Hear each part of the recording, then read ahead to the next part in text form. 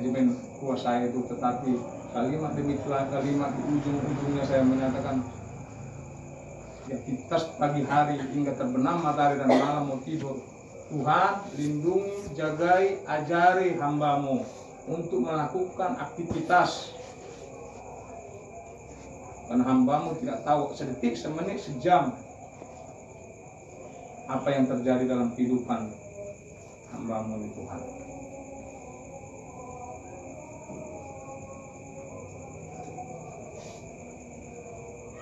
Kalau masalah kehidupan ekonomi, perjalanan kesuksesan, setinggi apapun intelektual manusia, seorang profesor pun itu tidak bisa mengkaji kekuasaan Tuhan. Bisa kita bayangkan seorang ibu yang melahirkan bayi yang notabene hanya 1 kilo atau 2 kilo timbang beratnya. Kita berpikir kita yang ngasih makan, kita yang mencari duit untuk ngasih makan. Apakah kita memang itu berpikir kita yang membesarkan manusia yang janin tadi atau bayi tadi? Tidak, saudara-saudaraku. Itu kekuasaan Tuhan. Tulang-tulang tubuh kita ini bukan bisa ditopang orang tuanya, bapaknya, mamanya. Tapi sistematis Tuhan itu punya karya di tubuh manusia itu. Demikian kekuatan kita, Bapak Ibu, di malam yang berbahagia ini. Dari pagi hingga sore dan malam ini kita mungkin masing-masing punya aktivitas. Ada yang merasa senang dapat rezeki, ada yang nggak dapat rezeki. Mungkin ada yang sakit, mungkin ada yang mengalami suatu hal-hal kesulitan. Seperti yang disampaikan di Matius ini, mari kita datang pada Tuhan. Firman Tuhan ini, suratnya ajarkan juru selamat. Ajarkan juru selamat itu kita punya Tuhan, Tuhan yang hidup. Haleluya. Siapa itu Tuhan yang hidup itu? Bapa yang mengasihi kita itu Yesus Kristus.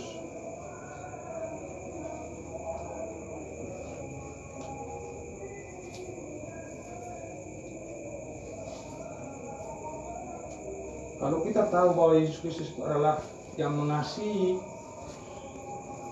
memberikan berkat, jangan lagi ragu-ragu datang kepada Tuhan Yesus Kristus.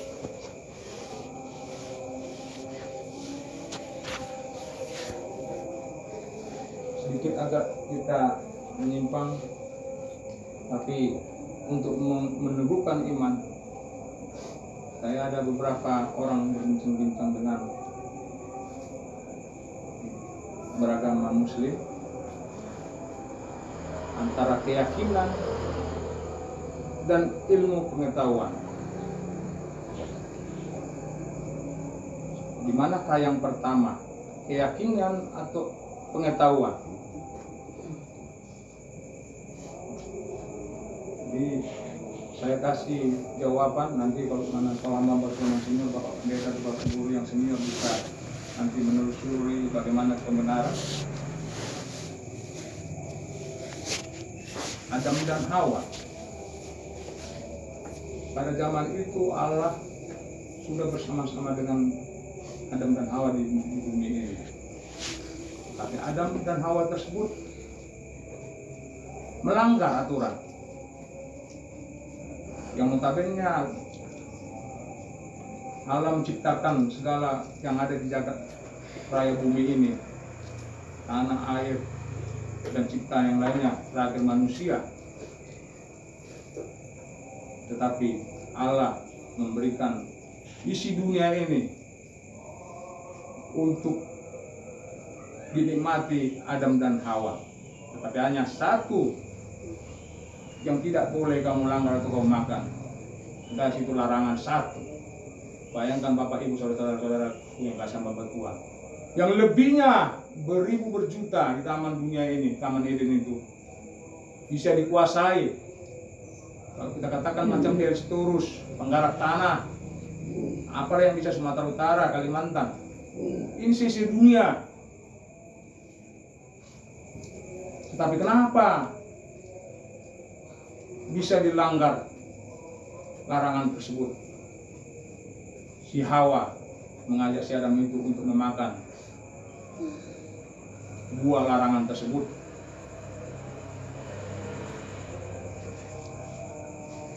Di situ saya katakan sama yang sebelah saya itu, berarti keyakinan yang tidak ada buat Adam itu sama Hawa itu, bahwa sang pencipta itu ada, maka mereka melanggar. Jadi Bapak Ibu yang kasih dalam nama Tuhan, demikian kita mengikut Tuhan Yesus yang notabene di KTP Kristen Protestan. Kalau kita Pentakosta itu ya termasuk kategori Kristen Protestan, lain hal dengan Katolik.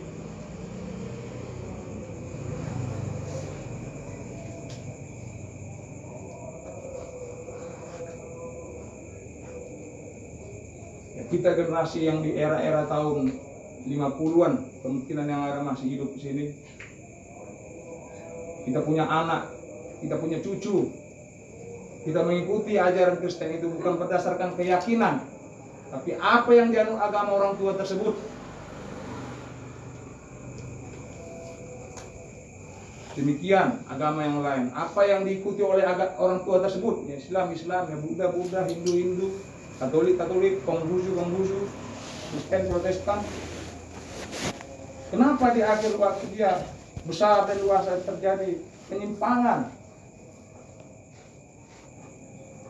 Banyak juga seorang hamba Tuhan juga, anak pendeta pun juga masuk Islam. Ya juga demikian yang anak Ustaz Haji pun juga masuk Kristen.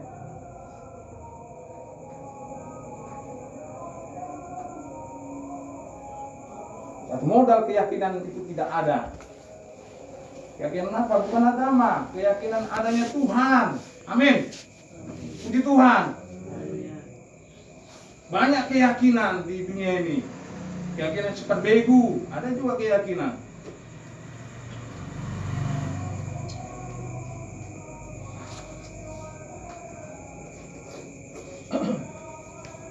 Itulah yang harus kita pahami Bapak Ibu Saudara-saudara kasih dalam nama Tuhan.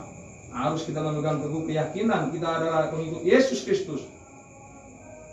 Pengetahuan itu belum tentu mengikuti keyakinan, tetapi keyakinan berjalan dengan pengetahuan. Amin, puji Tuhan.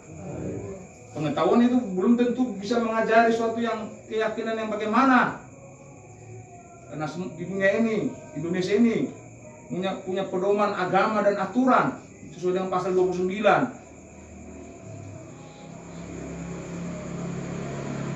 Tapi bagaimana kita menelaah, membina suami istri, anak, tertuntun.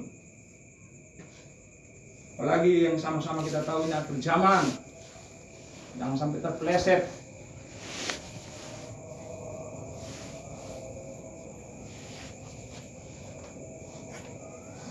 Firman Tuhan mengingatkan yang letih lesu supaya kita datang kepada Tuhan Yesus. Kepada Tuhan Yesus.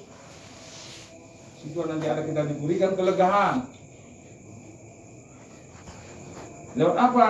Siraman firman Tuhan, itu rohani kita. Supaya tidak sia-sia datang pada malam hari ini. Sekarang juga kita berpola pikir juga di namanya manusia. Saya sendiri pun merasakan jenuh. Itu pasti ada di pedomani di pola pikir dan sifat manusia. Jadi bagaimana kita mengikut Tuhan itu supaya jenuh itu hilang. Tapi kita bertumbuh dan bersuka cita lagi. Terlebih-lebih sama-sama tahu akhir zaman bergejolak. Seperti saya katakan di awal tadi, ilustrasi itu contoh si pengusaha sawit saja 3 bulan terakhir mengalami lonjakan naik harga sawit mencapai 3.000, 4.000 di PKS. Ibaratnya ada 8 kali putaran, 10 kali putar selama 3 bulan. Terkadang mereka kurang bersyukur kepada Tuhan. Itulah tadi saya bilang tadi, katakan banyak yang pergi ke perhotelan, diskotik, judi, mabuk-mabukan, narkoba. Tiba diturunkan mencapai 1.300. Satu pengusaha toke sawit di sini, baik di Kebun Batu, apalagi sampai Jambi sana.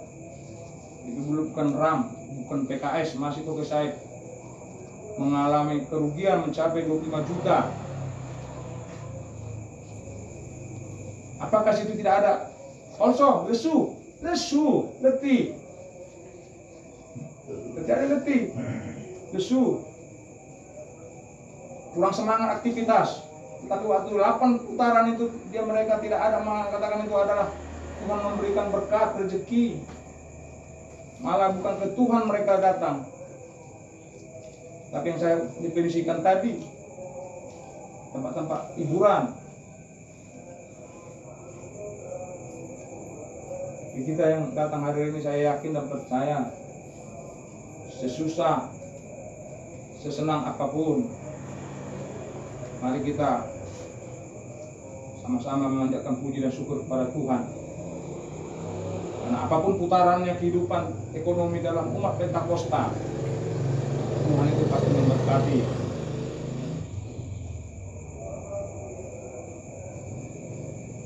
Supaya kita lebih teguh, lebih lesu tersebut hilang. Di manakah kita yang harus mendapatkan tempat supaya kelegaan itu datang? Kalau kita datang di tempat yang orang yang berumah tangganya rusak, kita tanya tukar pikiran bagaimana dapat keuntungan, kita pasti dibuat suatu pancuran. Apabila kita ada gejolak suatu yang tidak harmonis kepada istri, kita bertanya kepada hidung belang, maka kita diajak ke pelacuran. Tapi firman Tuhan mengajak kita supaya kita mendapat kelegaan. Di mana tempat-tempat beribadah harus kita datang kepada Tuhan. Puji Tuhan. Yesus mempunyai kuasa yang tidak terbatas, akan memberikan kita semangat dan kekuatan untuk memberitakan Dia adalah anak Allah ke tengah-tengah dunia, bahwa Dia akan menyertai kita asal kita ada dalam ketaatan, kesetiaan, supaya Dia berkenan kepada kita dan kita menjadi anak-anak Allah. Puji Tuhan. Di tempat beribadatan kita mencari, karena di situ pasti orang-orang yang menyampaikan firman Tuhan, membawakan pujian. Sudah pasti kita mendapatkan kelegaan. Kelegaan apa? Rohani. Kalau kelegaan jasmani sesaat nih, haus kita minum es dawet, minum kolak dingin 10 menit hilang muasnya, habis itu ingin lagi. Tapi kalau hari-hari kita mencari firman Tuhan dan bernyanyi,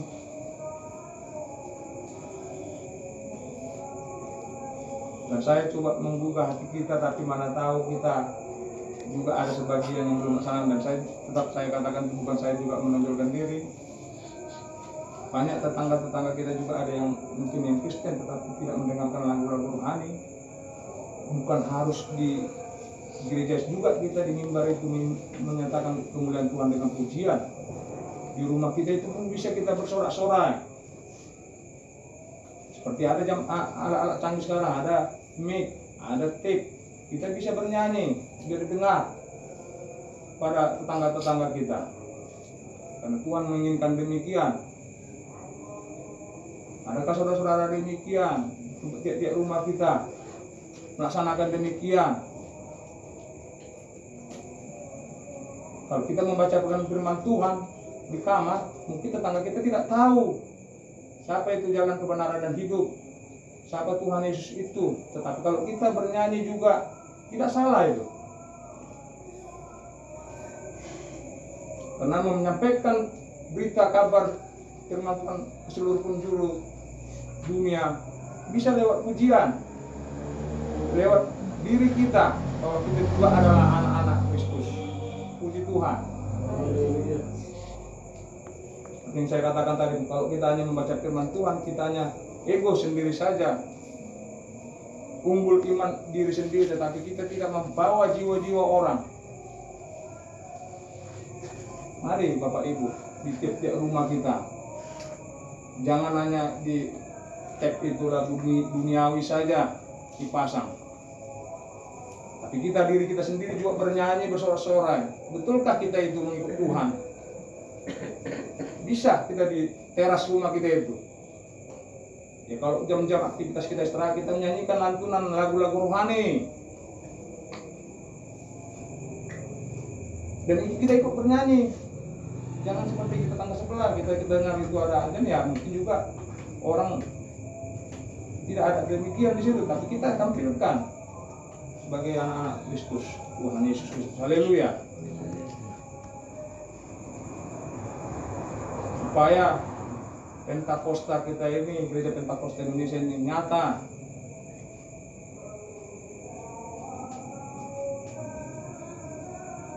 Dan benar-benar jiwa-jiwa yang belum menerima firman Tuhan, yang belum menerima kelegaan lewat firman Tuhan. Banyak manusia yang letih lesu, yang tidak tahu kemana datang untuk mencari kelegaan itu. Banyak orang yang letih lesu itu mencari yang tadi saya katakan beberapa poin tadi. Ke situ mereka mencari tempat kelegaan, tempat kesenangan sesaat.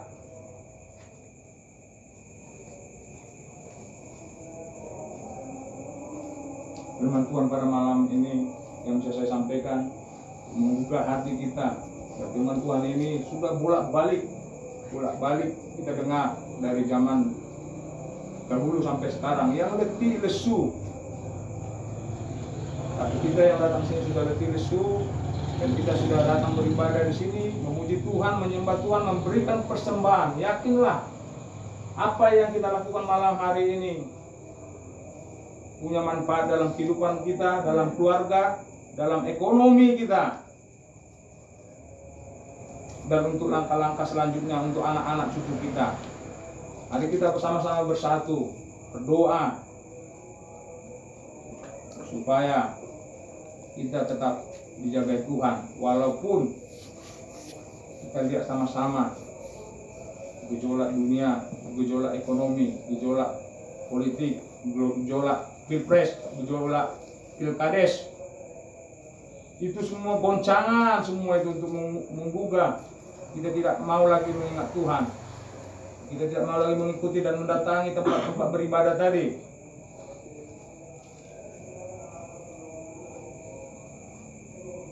Jadi pada malam hari ini sedikit firman Tuhan yang terang di Matius 11 ayat 28, mudah-mudahan itu menjadi perumahan dalam hidup kita.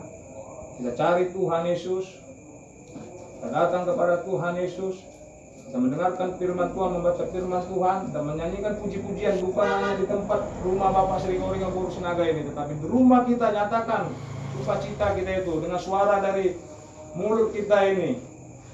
Nyatakan kebenaran kita ada mempunyai sukacita. Puji Tuhan. Amin. Dan mari kita bernyanyi. Bernyanyi salah seorang hamba Tuhan nanti Bapak Pendeta untuk mengakhiri ibadah ini dalam membawa doa. Seperti saya katakan, dibawakan dalam doa Bapak Pendeta Kibis meminta sebagai gembala atau pimpinan sidang yang tidak tahu kita kemana dan bagaimana, karena informasi tidak ada sama kita. Tapi itu juga kita bawa dalam doa. Apabila dalam keadaan sakit diberikan kesehatan, apabila dalam ada urusan dipencarkan dan dilapangkan untuk dalam hal kegiatan.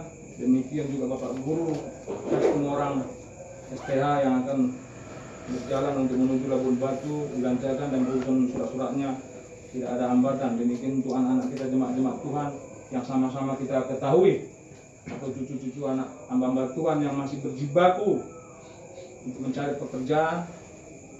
Demikian juga dalam hal sekolah, Begitu juga Bapak Ringo, Ibu Rusinaga dan keluarga yang telah menyediakan dan membukakan hatinya untuk menyediakan tempat untuk beribadah kita. Kita doakan supaya hati Pak Sri Ringo bersuka cita. Haleluya. Haleluya. Kita bernyanyi Kristus jawaban dalam hidupku. Kristus